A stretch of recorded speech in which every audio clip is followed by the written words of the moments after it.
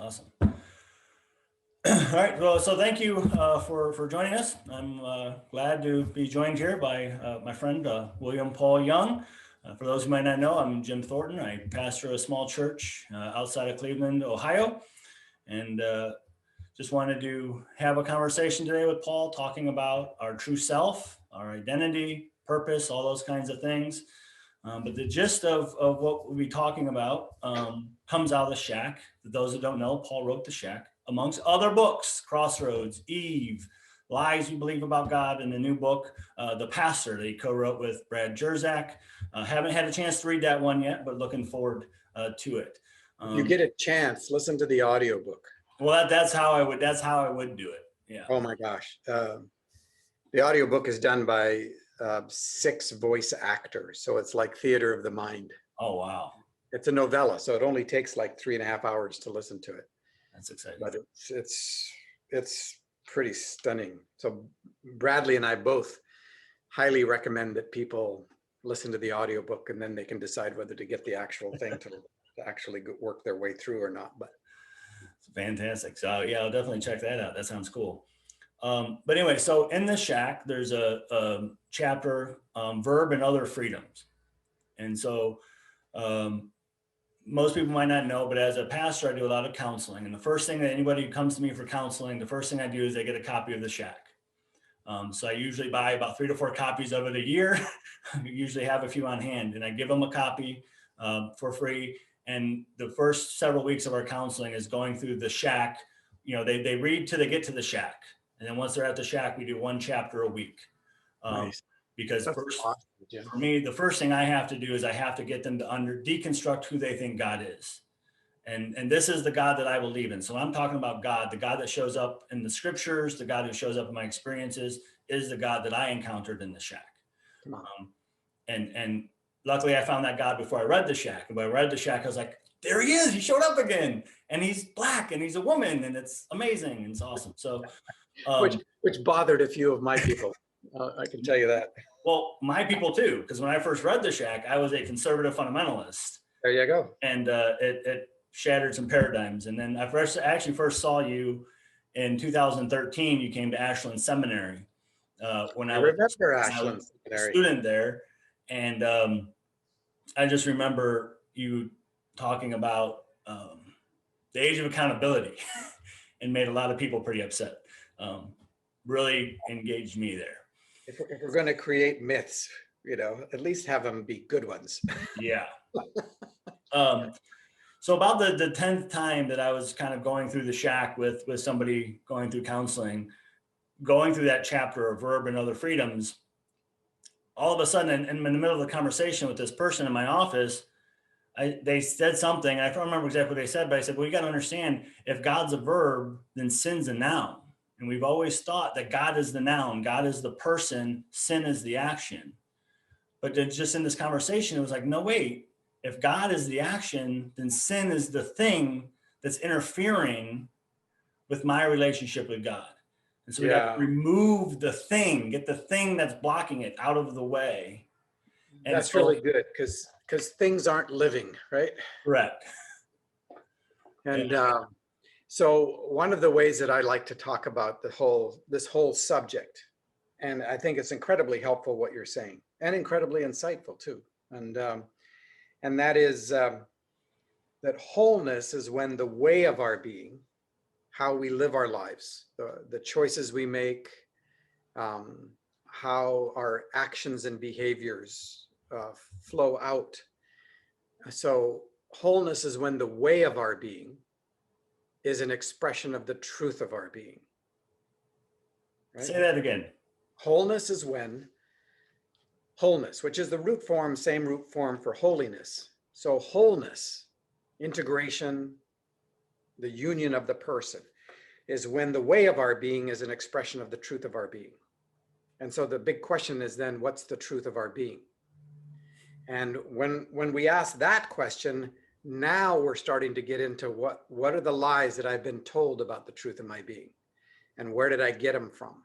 And a lot of us, we got it from our experience or from difficult relationships with our parents, or the absence of parents, or especially if you were adopted, or you don't know, where you came from.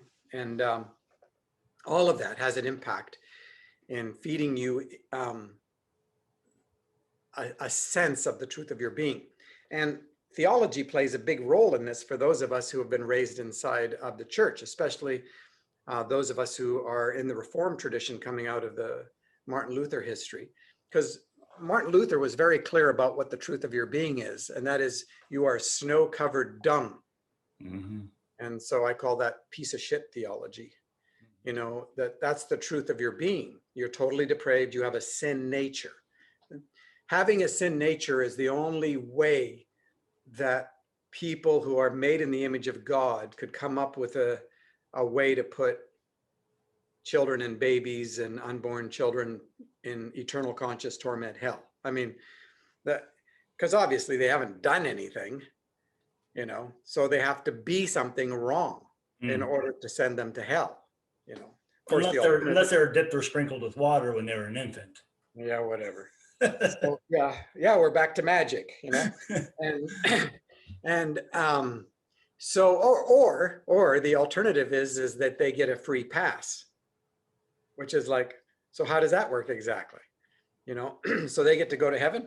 Why are we against the abortionists? They're the greatest evangelists on the planet, and so we are in this conundrum, and it's all based on what you believe to be the truth of your being. There's this verse that a lot of us, our people, know. As a person thinks in their heart, so are they, right? Mm-hmm. So what is that saying? If you think in your heart that you're a goat, are you? No, that's not what it's saying. But it is saying that if you think in your heart that you're a piece of garbage, if you think that's the truth, if you think however you think about the truth of your being, so becomes the way of your being. So if you think you're a piece of crap, you'll not only act like one, you will let people treat you like one. Yeah. And so again, this relationship between ontology, which is the truth of your being, and your existential experience, which is the way of your being, are absolutely interconnected. Mm-hmm. So when somebody is and you're witnessing them acting very poorly, I can guarantee that it arises out of a denial of something that is actually the truth of their being. And here's the point. The word hamartia is the word sin, like you were talking about. Hamartia, which is often translated missing the mark, right? And in our fundamentalist background, the mark is the mark of perfect behavior. Mm-hmm. Right? So it's missing the mark of perfect behavior. But hamartia itself, the Greek word is ha, the negation of something, and martia means meros, form or origin, right? So it's a negation of origin. And so anything in your life that denies the actual truth of your being is sin. So if you're faking your way through, Christian performance, and at the root is you're trying to cover up the fact that you think you're a piece of crap, then all of that performance is sin. Mm-hmm. It's a denial of your ontology. So what is the truth of your being? Well, it's being made in the image and likeness of God. And that's a stunning thing, because suddenly I lose all my excuses. Mm-hmm. Because there's a part of me that wants to be a piece of crap, because then I can act like one, and I'm going like, what did you expect? Mm-hmm. And it's also why a lot of us felt like we were performing our Christianity, covering up the fact that we were a piece of crap. And we were even told in our theology about Jesus, wrapping his robe of righteousness around us. Yeah. Mm-hmm. And therefore hiding the fact that we're a piece of crap and sneaking us into heaven. And he gets punished for us being a piece of crap. Yeah, but not really punished. He never got actually punished. Yeah. Right? But that's the narrative that we say, is God was so angry at me being a piece of crap that he took it out on his son, and that replacement theology, that atonement theory of, and obviously a lot of us, luckily have moved away from that and seen the flaws in that, because, but this is serious. He didn't take our punishment. Right. What is our what is the punishment? Right? If you ask any of our people, or most of our people, so what is the punishment for not accepting Jesus as your Lord and Savior? You burn forever and ever and ever. Jesus didn't burn forever and ever. No. I mean, that's a big deal. Yeah. Like, how could he take our punishment when he didn't take our punishment? If that's the punishment. Yeah. Well, see, Either for me, it's it was not punishment, or yeah. For me, it was Baxter Kruger, which, you know, the first time I ever heard the name Baxter Kruger, you and Richard Rohr were doing a live webcast for the Divine Dance. yeah, And you guys had mentioned Baxter, which led me to watching some of his videos and hearing him so articulately say, we are the ones who put Jesus on the cross. We killed him because of what he was shining on us. We punished him. And then 3 days later, he showed back up and said, I still haven't changed my mind about you. yeah, I'm still here and I still love you. yeah, There's nothing you can do to change that. yeah. And We so killed him. We that took our face away. right. So that started changing my perception of me, but I had all these lies in me, you know, and so that's where, you know, for me, this current journey of recognizing what, you know, we talked briefly before we went on, Duns Scotus's concept of hycheatos, thisness. It's the thing in me that makes me uniquely me and not you. And when I first heard this concept, I recognized for me, it was like, oh, that's the image of God. Because for me, when I talk about being born in the image of God, I'm born in God's image of me. He had an image of what he wanted me to be. And then he crafted me in that image. And my journey is to discover that image, which is blinded by the sin that has been constantly put in my life, being told you're a piece of crap, you're not good enough, you don't belong here, you're too fat, you're too slow, you're too stupid. And so one of the stories I always tell, and people probably tired of hearing me tell the story, but I was at the Cleveland Zoo when my daughter was young, and you know, we're right there by the lion, and there's this young boy, he's maybe 9, 8, somewhere in that range, and he's yelling at the lion, trying to get the lion to roar. You know, he's like, roar, come on, lion, roar, you know. And I'm watching this, I'm just like so amazed, like how cool, just the innocence of a child. And I actually started praying, like, God, let the lion roar right now. Just by chance, this kid's going to tell his grandchildren about the time he went to the zoo and made the lion roar. And out of nowhere, his mom says, hey, knock it off. Don't be the kid nobody likes. And for me, I always tell people this is one of the most tragic things I've ever witnessed. Yep. Because I just witnessed a kid being told by the woman who's biologically programmed to affirm him, don't be yourself because nobody's going to like you. Right. And that's a wound. That's a sin that's going to block his hycheatos. It's going to block his thisness. It's going to block his true self for decades to come. And how many of us have deeper wounds than that? Yeah. You know, and so to understand these concepts, how do we begin to break down these lies that we've been constantly told our entire life? And you at your age and me at my age, we're still being told these lies. I can go on Google right now, type in your name, and I'm going to see a bunch of people lying about you. You know what I mean? Yeah, but they're my people. You know, I understand why they're so upset, and so be careful how you talk about them. They're my people, and I get it. I know, because I grew up in that world. I was trained, and I got a lot of good things out of that world. Let me say that. You know, I got a love for scripture. I got a love for the New Testament. I got some really good framing in terms of being able to think well. I did get a lot of things that weren't true that I had to dismantle over a long period of time. But there were some really beautiful and some really beautiful relationships that continue to exist and expand. And so, you know, so I get it. It feels, for my people, they have such a fear-based, a lot of them have a fear-based relationship with God. Actually, it's a relationship more with hell than it is with God, right? And so it's all about what they're trying to not end up at, where they're trying to not end up at. And so when somebody comes along, and a lot of their thinking is rationalistic, right? So it's what they think, not what they trust, what they think. And for them, that's believing. Believing is what you think.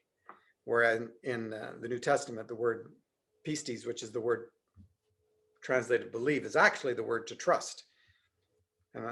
And so my people have built this house of cards, and anybody that tampers with one of the cards, they feel like the whole house is going to go down. And in some respects, it is going to go down because it's not built on something solid, and it needs to go down, at least to some degree. I was watching this TV show. It was about a serial killer, and it was an adapted from real life. It was the serial killer down in the South who was using bombs. And there's an ATF agent, older guy, mentoring a younger guy, and totally secular show.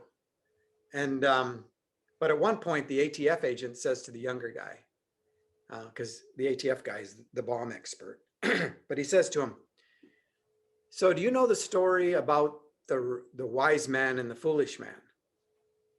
And the guy goes, "No, I don't think so." He says, "Well, it's a story that Jesus told." And he says a lot of people, when they hear this story, because it talks about a foolish man who builds his house on sand and a wise man who builds his house on a rock, bedrock, something solid. He says a lot of people, they read that as comparing two different people. He says, I kind of think that it's more like a lot of us have to build a house on sand before we find out that it doesn't work.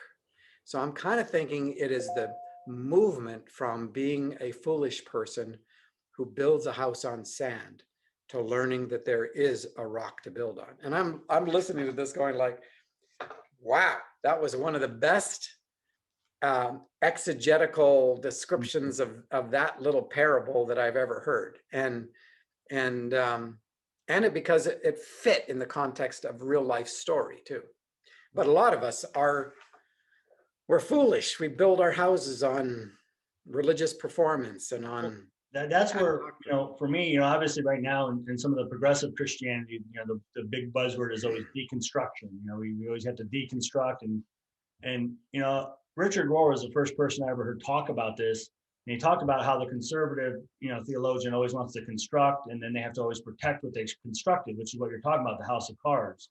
And he said the liberal is always just wants to tear everything down. He goes, the mystic isn't interested in either. He just wants to rebuild, reconstruct, and repurpose. Yeah, and so that's where I got that from Brad Jerzak telling the story about his daughter's wedding dress. And yes, I moved away from that conversation about deconstruction because for me it wasn't a deconstruction; it was a renovation. God came in and renovated and restored, and yeah, I had to be willing to let some blocks go, but realizing that one of the things that once again, I'm not trying to keep quoting Richard Rohr, but he says your last experience of God is often the obstacle to your next experience with God. So your conversion, your salvation stops you from being able to experience growth because you think you got it. And then these people who go through deconstruction, that stops them from continuing growth because they think they got it. I didn't have it before. I thought I had it before. I didn't have it before, but now I got it. And it's the realization that no, there's still more. There's still more. This deconstruction, reconstruction, this journey of renovation is an ongoing process in the Christian journey. And it's just continuing to be drawn. For me, it's a constant, that was my false self, but this is my true self. And then 5 years later, no, that was my false self. This is my true self. But there's none of us who in the last 15 years have not grown, and we're going to say the same thing down the road. Hopefully, there's a difference between having the bulldozer come in and remove a whole lot of dirt so that they can build a foundation, and you could cry about the loss of the dirt, like what a loss that was. But there are things that actually have to be moved out, in order to expose that which we can build on. But a lot of it is repurposing the very things, even the losses and the trauma that's what redemption is. That's another word for repurposing, right? That God is a redeeming genius. He can climb into my history, the good, the bad, and the ugly, the things that were done to me and the things that I participated in hurting others by. and without justifying that which is wrong, can redeem the story in such a way that it becomes part of the sound that I make today. And I'm just blown away by that, because I'm at an age now, I'm 65, so I can look back at a longer period of time than a lot of people, and I just boggles my mind what has been redeemed in my history. That when I was growing up, you just wanted it to be gone rather than redeemed. You just, and it's like, no, these now have become parts of your story, and you are an expression of your story. And I love that. Yeah, that's actually been my journey having COVID. Getting it. I always tell people when I actually had COVID, 14 days of isolation, it wasn't that bad. It was the post-COVID that got really bad. And, for whatever reason, it attacked my brain. It didn't get in my lungs. It didn't get to my heart. And so I was flooded with fear and depression and anxiety, which isn't who I normally am. Yeah. And so it really went into this dark night of the soul. And I just wanted to get out of it. I just wanted it to be over. And then one day I was just sitting there, and it was just like, maybe God's trying to tell me something here. Maybe he's using this to redeem something that I was before I had it, that he doesn't want me to be anymore. Mm-hmm. And so that's where, for me, this last 3 months of going through this has just been an amazing experience of redemption, of bringing me back, because I was, before I had COVID, I was actively trying to get fired or quit pastoring. I was pursuing a full-time job in politics. I was working on campaigns and just trying to find a way to get paid to be a political operative, because ministry, I just didn't want to do it anymore. It's hard. Right. Rejection. Out of the fire. Yeah. Yeah. And so I got COVID on Halloween, which was like 4 days before the election. And I had a lot to do that day, and I couldn't do any of it. And now all of a sudden I'm sick and I can't do what I want to do. And God grabs me and he says, it's because I don't want you doing that. This is what you're to be doing. And it became this journey of me finding my true self that I was trying to run away from. And that's one of the reasons why we're having this conversation, because it's taken me back into the idea of my thisness, my true self, the image of God, and that sin, that thing that's constantly getting in the way of me living out of my true self. Yeah. So the goal is for you to be fully human and fully alive. Yeah. And so in the middle of that dark night, how did you deal? I'd be curious to know how you dealt with the fear that was a part of that. And what was the fear? The fear was everything. I was afraid of the election results. I was afraid of my wife getting COVID. I was afraid of my kids getting COVID. I was afraid of dying from COVID. I was afraid of the pandemic never ending and life not going back together. I was afraid of losing the job that I was actively trying to lose. You know what I mean? And a lot of it was just irrational fear. Like I couldn't read the news because, even the good news of a vaccine coming scared me, because what if it doesn't work? You know what I mean? Everything. And so then the anxiety and the depression set in. And I actually went to a doctor, my primary care doctor, and he put me on an antidepressant, which I'm not opposed to. If those things are there for people who need them. He put me on it. Use a crutch when your leg's broken. Right. I was on it for about 4 days. I started having suicidal dreams and thoughts. So I stopped taking it right away. Not helpful. And then I just said, wait, why am I pursuing secular solutions? This is obviously a spiritual problem. And that's when I began to seek God and really get into my mindfulness and my meditation, going back and reading scriptures, just Psalm 46:10, Psalm 22, and then just spending a lot of time with, Thomas Merton and Athanasius and, Scotus and some of these other people that, have come before me. And really just came out of that dark night, realized, and once again, I'm not saying I'm out of it. I'm not saying it was a full blown dark night of the soul. It felt really painful at the time, but just realizing, I thought I was done. I thought I was complete. I'd gone through, I got saved. I became a pastor. I deconstructed as a pastor. A good friend of our, Keith Giles, and he's a friend of mine, and he's been to my church, and he just interviewed me because he said, "You're the only pastor I know that deconstructed and kept their job. How did you do that?" I still have no idea how that happened, but now I'm going through it again. When is this going to end? I thought I did all of it. I knew who I is. I found my true, or knew who I am. I found my true identity, and now here I am back again, wrestling with these same questions. And so for me, there's I was always told there's three questions that plague every person: who am I, why am I here, and where am I going when I die? I've never cared about where I'm going when I die. I want to know what I'm going to do with my life. And so I've always wanted to know who I am. And several years ago, I prayed that out: God, who am I? He said, "You're my son." And now I've been spending all my life trying to figure out what that means. Instead of just being his son, I'm trying to figure out what it means to be his son. So yeah, because information gives us a sense of control. Right. It's an illusion, but it's we if we get a potential diagnosis for a disease, we suddenly want to get every piece of information about that disease because we think that that information will give us a sense of control. And control is a myth. So a year ago, I was in Eastern Oregon talking to a group of elderly folk because it's a resort retirement area. And they asked me to come over and talk about the shack, and we had question and response time, which I love. I love Q&R.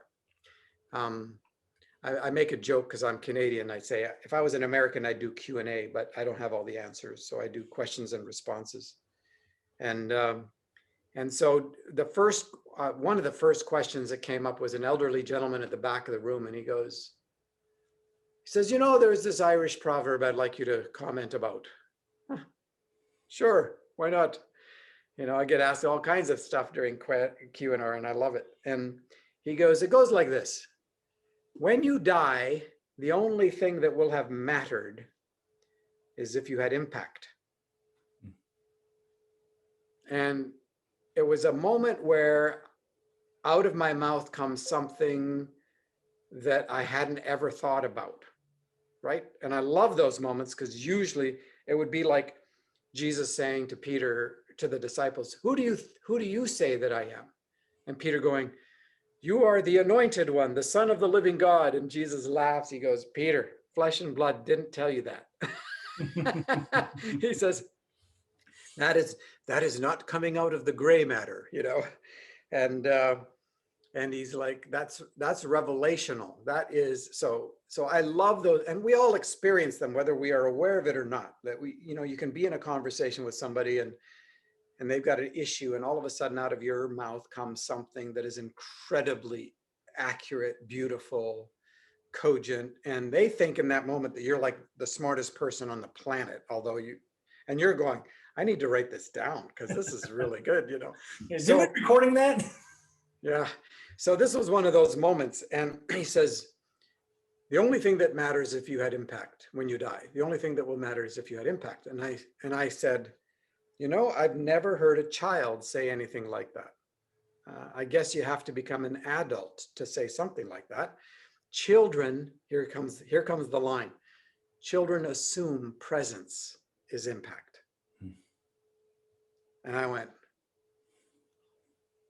oh my gosh, children assume presence. That's so true. We have 12 grandbabies and 2 on the way. And let me tell you, they don't come with an agenda to try to figure out how to live up to my expectations or win my affection or my approval.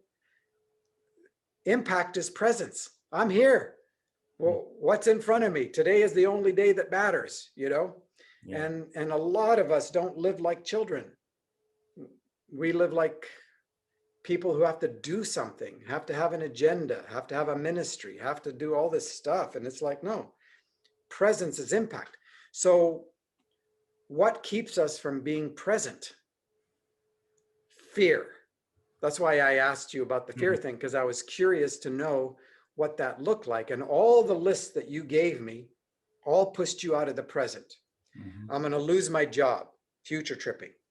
I'm going to die, future tripping. My family's going to get COVID, future tripping.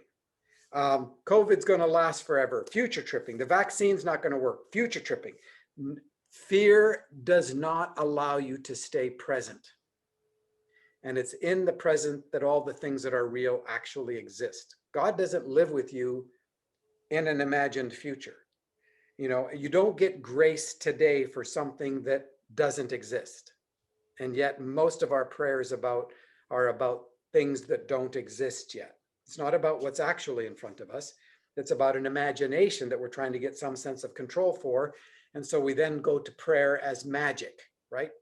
And we think if we can say it right and put the in the name of Jesus on the end, or, you know, in Jesus' name or whatever, that then it becomes sort of a magic formula, because magic is about control.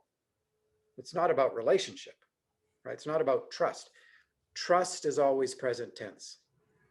You don't trust God right now for things that don't exist. You don't have that capacity. You don't get grace for things that don't exist, right? Mm-hmm. So love exists right here, right now, and it's love that casts out fear. But if you're gone with fear, often some future tripping imagination, you won't have a sense of being loved because you're not present. Because love is present. Joy is constant companion. The only reason that joy is limited in your life is because you're not spending any time with joy. You know, you're off into some future tripping, fear-based imagination. There is no fear in love, and love is always present tense. So for me, and this is fairly recent to put it this way for me, and that is the real work for me is to stay present, to be right here, right now, and respond to what's actually in front of me. And then I don't have to have all the answers. I don't have to figure out how everything is going to happen. I don't have to work it all out. I don't have to, but I am going to take captive every empty imagination that raises itself up against the knowing of God. And those are future tripping imaginations. Because frankly, when I start future tripping and I'm in fear, I'm alone, I'm broke, I'm living in a cardboard box under Burnside Bridge, I'm going to my own funeral and nobody else is crying. I mean, it's bizarre. I'm having conversations with people that are going to go sideways and wrong. Mm-hmm. You know, I'm imagining every kind of evil, and God's not present, because that's one of the fundamental lies, right? You're alone. Yep. You're alone. And fear will tell you you're alone. You don't have what it takes. You're going to be exposed, and this is all going to turn out really bad. And it's all imagination. And so there's my verse for 2020 was Hebrews 3. This is funny. First time I've gotten a verse in decades. It's like Father, Son, Holy Spirit. They're like, should we give Paul a verse this year? Nah, he gets too triggered. You know, he's a missionary kid, preacher's kid. And but I got one, and it was Hebrews 3:13, and it goes like this: encourage, which is enlarge the heart. Encourage one another as long as it's about today, so that you are not swept away by the deceitfulness of brokenness. And it's hamartia is the word, you know, deceitfulness of sin. And I'm like, yes, exactly. Encourage one another as long as it's about today. So even in my statements, a lot of times I'm learning how to add the word today to things. And then I'm asking myself, are you in me today? Jesus, are you in me today? Or is there enough today? And you know what? There's enough today. Sufficient to the day is the grace thereof. It's just, fear is so connected to lack, right? To not having enough. And because, you know, you create all these imaginations and you don't have enough to spread around. I mean, it's just like, you know, because it's all mythological anyway. And it's like, no, Jesus says, take no thought for tomorrow, because tomorrow's got enough issues of its own. Sufficient to the day is the grace thereof. Well, of course, because you only get grace for today. It's like the manna, yeah? That becomes sort of the imagery for it. And so the work is to stay present. The work is not to get enough information so that you have control. Control is a myth. Control, when you deal with fear, you're either going to go in a direction to control your life, or you're going to go in a direction to trust in love. Those are your only two options. And that's one of the things that for me, being trained as a pastor was control. You have to have the answers. When people come to you, so that way, if you give them the answers, now you have that control. You're the one who knows, you're the source. And very early on in my ministry, like I said, I took over this church in beginning of the summer of 2015. And in August of 15, I completely lost my faith. I realized it was all a lie. There was no truth here. And it actually came from Galatians 4, where Paul says, now that you've come to know, or rather be known by God. And it was like, wait, when was I not known? And then it took me back to 7:23 in Matthew. You prophesy my name, cast out demons in my name, perform miracles in my name, but I declare I never knew you. Yeah. And then there's a Thomas Merton quote where he says that the true self is entirely unknown to God because he wasn't created by God. And being unknown to God is altogether too much privacy. And so it's this realization that even though I'm a pastor, I'm doing all these things, God doesn't know me because I'm God. I'm the source. I have all the answers. Yeah. And so what I'm telling people now, and it just started within the last couple of weeks, my job, I don't want to try to give you the answers. I don't have any answers for you, but I can, in the best of my ability, maybe help you figure out how to ask the right questions. One good question is worth 1,000 answers.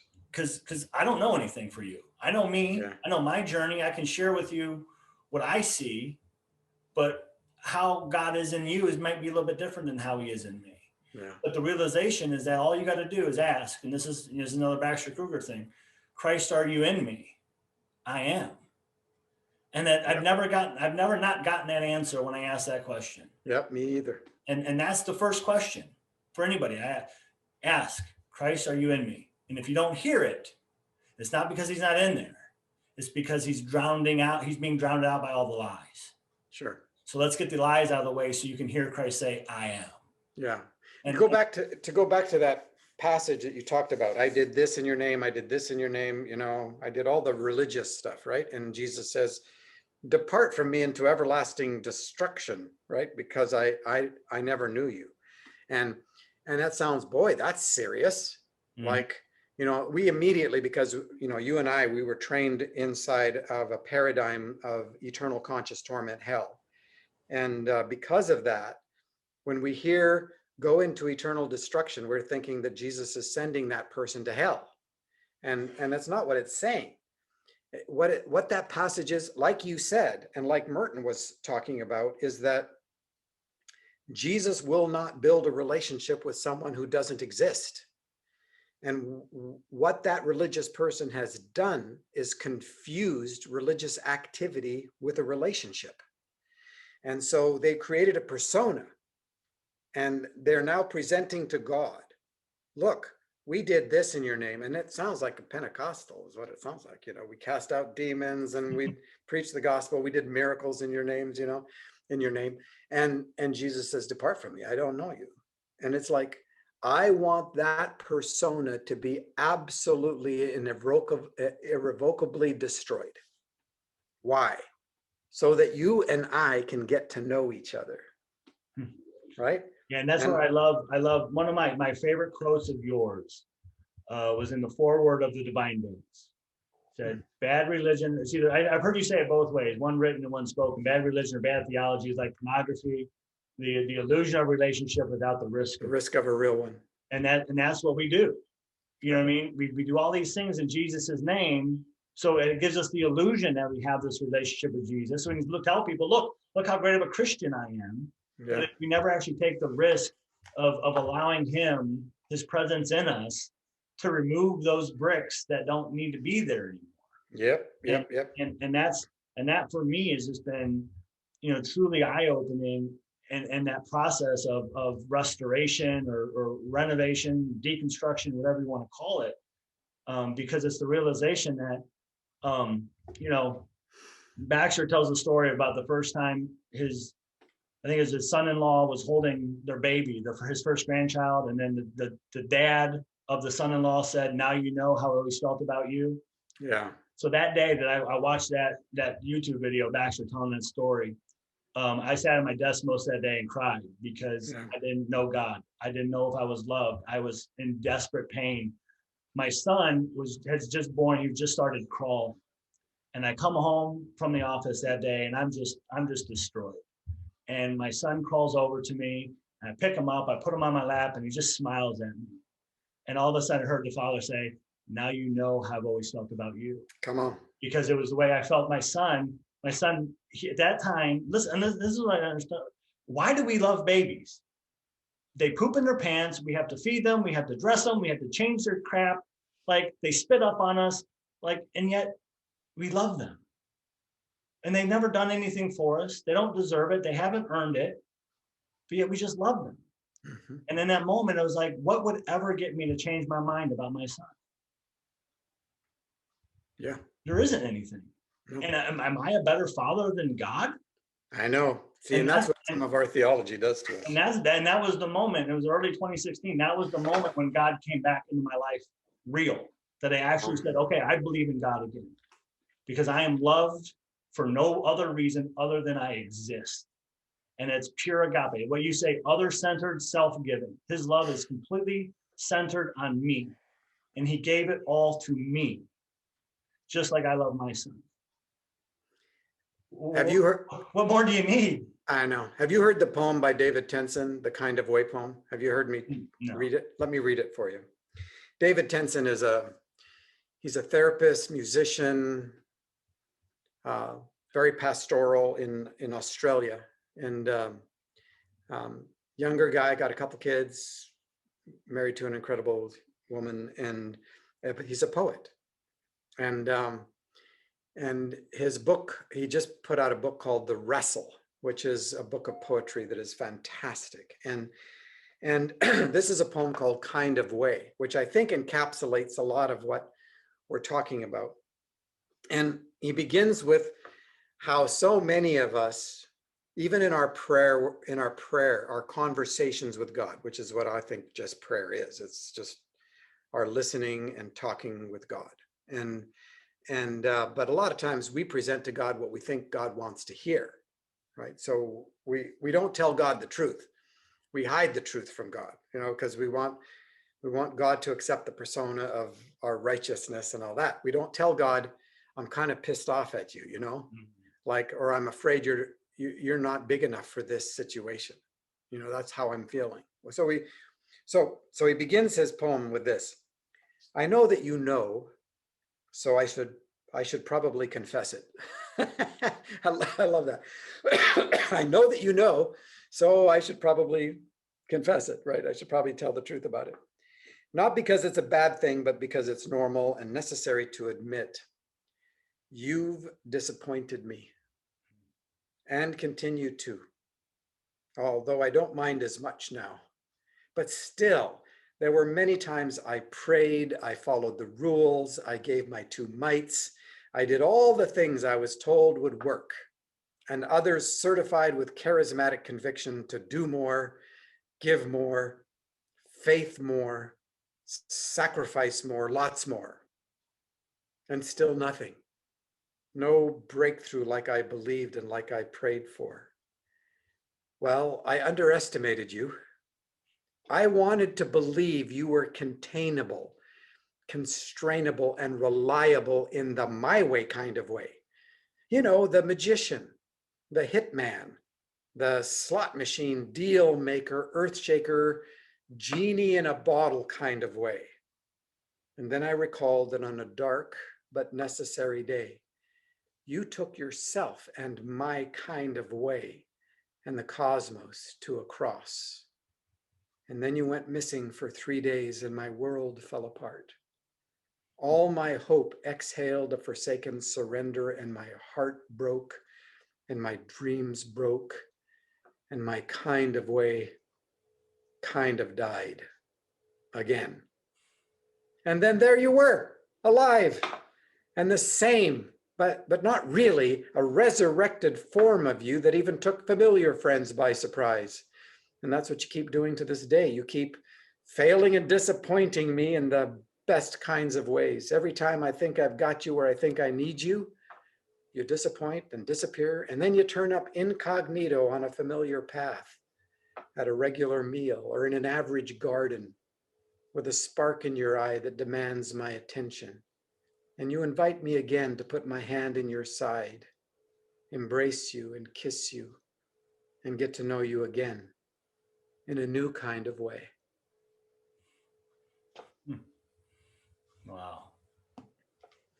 That's one of those things you read it and you're like, man, I wish I wrote that. Not me. That- I'm just glad somebody did. yeah, that's Or, all of us have written that. And you just said Yeah. about your son, yeah. that's, and then you show up, you turn up incognito in the smile of my son, right? I mean, that's exactly what he's saying. And you invite me with a spark in your eye. You invite me to get to know you again, in a new kind of way. I love that. I just love that. Because it's a lot of our experiences, especially us religious people.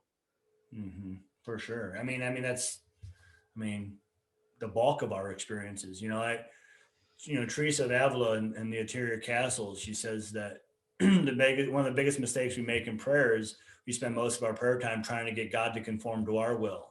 But the point of prayer is to get us to conform to his. And, how much of that, like you say, I get upset because you didn't conform to my will. You didn't show up in the way I wanted you to show up. Genie in a bottle, hitman. But yet the way you showed up is far greater than the way I wanted you to show up. Yeah. And, those experiences, what kept me in the car, what I always tell people is what happened in 2015. I was sitting here in my office and God pulled up in a car and he said, get in the car. And I said, where are we going? I ain't telling you. How are we getting there? I ain't telling you. And I said, what happens if I don't get in the car? He said, nothing. You'll go on and you'll have a successful career as a pastor. What happens if I get in the car? I said, everything. And I risked everything and I got in the car. And it was those experiences, what we're talking about, is what kept me in the car. Because there's times where I could have got out. There's times I wanted to get out of the car. And I went through this recently when I was sick. I don't want to do this anymore. If I'm having to go through these dark times just to have a relationship with God, I don't want it. I want out of the car. I'm done. I'll quit my job. I'll go get a job working somewhere. I got, I'm a military veteran. I've got management experience. I got a degree. I can get a job and I'm just going to live my regular life. I'm not going to go to church. I'm done with all of it. But then he shows up again and the smile of my son or a phone call from somebody, recently I got a phone call from a woman who's a midwife and she just lost her first baby. Her first baby, and she's devastated. And people, and I'm trying to explain what a privilege it was for her to be there. She said, "How is it a privilege?" I'm like, "Because that family needed you, and you were there for them. Just as it's a privilege for me that when you're going through this, you called me. When you needed somebody, I'm the person. That's a privilege. And now in this job that I want to quit, I got to give up this privilege." I always tell people, for me, I hate doing weddings. Weddings are a burden. Funerals are a huge privilege because in his family's darkest time, they just lost their loved one. They want me to try to make sense of it for them. Yeah, more certainty at a funeral. All right, and so it's definitely not more permanent. But it's so in those moments where God just continues to show up and recognize that how privileged are we to be able to be in the car? How privileged are we to go on this journey? How privileged are we to even have to deal with the times of darkness and pain? Well, see, you're talking about presence again. How privileged we are to be present. Yeah. One of my favorite deconstruction stories is a young man goes up to Alaska. This is a true story. He goes up to Alaska and he's young. He is going to start a church. He's a man of faith and power. He's got it all together and he's got a real heart intent to do the right thing. And because he's seen a lot of the wrong things.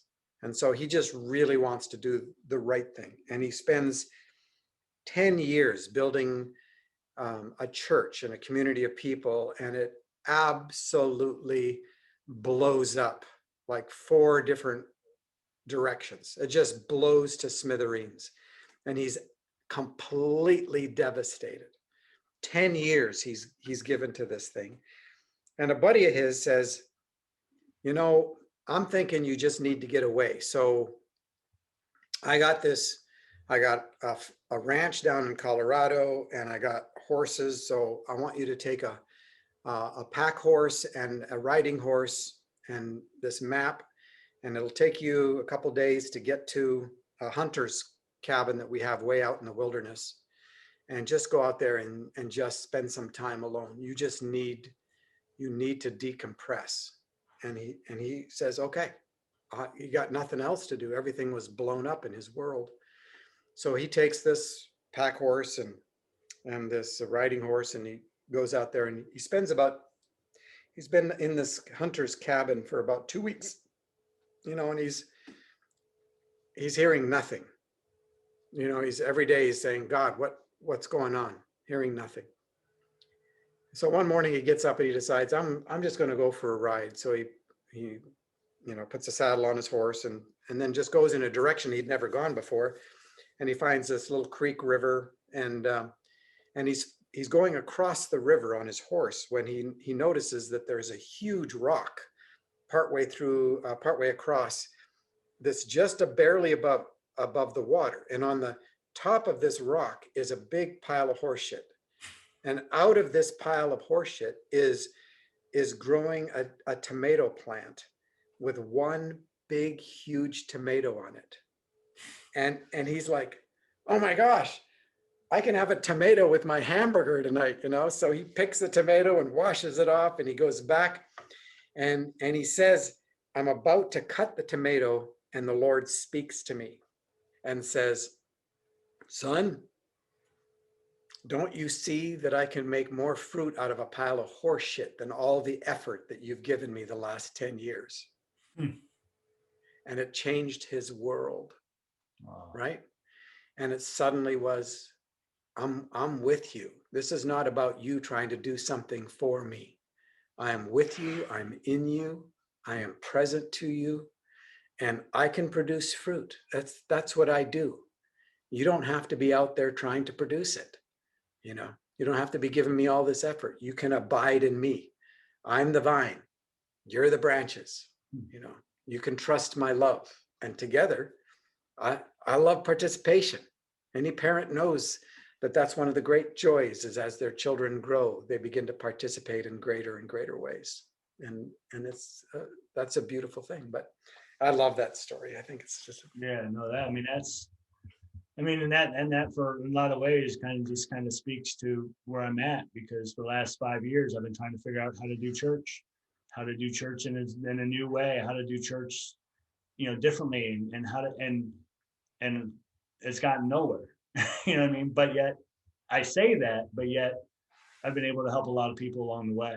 Sure. Help them, and so it hasn't been nothing. And then coming out of this pandemic, what is it going to look like? How are we going to operate? And that's where, for me, my verse right now is just be still and know that I am God. I don't have to do it. That's a verse about being present. Right. And so that's for me is what you're speaking into me right now, because it's what my kids want more than anything is my presence. They do. They don't want toys. They don't want a nice big fancy house. They don't want all this stuff. And that's what I always say. I was actively trying to pursue a career that was taking me away from my family. I've been working 40 to 50 hours a week on campaigns the last 2 years, and working at the church full time. And what's going to happen if I do get help one of these people get elected and they hire me on their staff? Now I'm going back and forth to DC and I'm missing conferences, and I'm trying to give up a job that my schedule is 9:30 to 2:30 every day. I never miss a conference. I never miss a recital. I never miss a game. I make dinner every night. I'm there to get them up every morning. And I'm trying to give that up to make more money, to be able to buy more stuff, when all they want is me. Yeah. And when I put that down in the broader context, I'm trying to do all this stuff for God. All he wants is me. And that's where, for me, that question of who am I, stop trying to figure out who you are and just be who you are. Yeah. Stop trying to figure out what you're supposed to do and just be present And so, I'm just regurgitating what I'm hearing from you. Because once again, I don't know why this happened. I just for me right now, just being still, praying, meditating, and all I hear was reach out to Paul, see if he'll do a Zoom with you. About what? I don't know. Just do it. All right. Sure thing. Get up, send an email, and you responded right away. And so, once again, it's just one of those moments where I just got a tomato out of a pile of horse shit. Come on, brother. And, so I know we're coming up on our hour, and I don't want to keep you too long. And I think that's a phenomenal place to end that story. And I do too. so, brother, I just, I love you. I appreciate your friendship over the last few years. I appreciate your work and your willingness to do stuff like this. Because, a lot of people who've had the success you have don't stay the same. And when people ask me, and I'll tell people, I'm friends with Paul Young. I know him. I met him and I talked to him, and they say, is he really? I'm like, he is everything you would think he would be. Thank you. And so I appreciate. Thank you, Holy Spirit. We will have more, please. Absolutely. So brother, I love you, and I'm grateful for the time. And if you have anything final words that you want to share, whatever. Good. Blessings on your day. Yours as well. Thank you again, and you have a wonderful day. You too. Bye. Bye.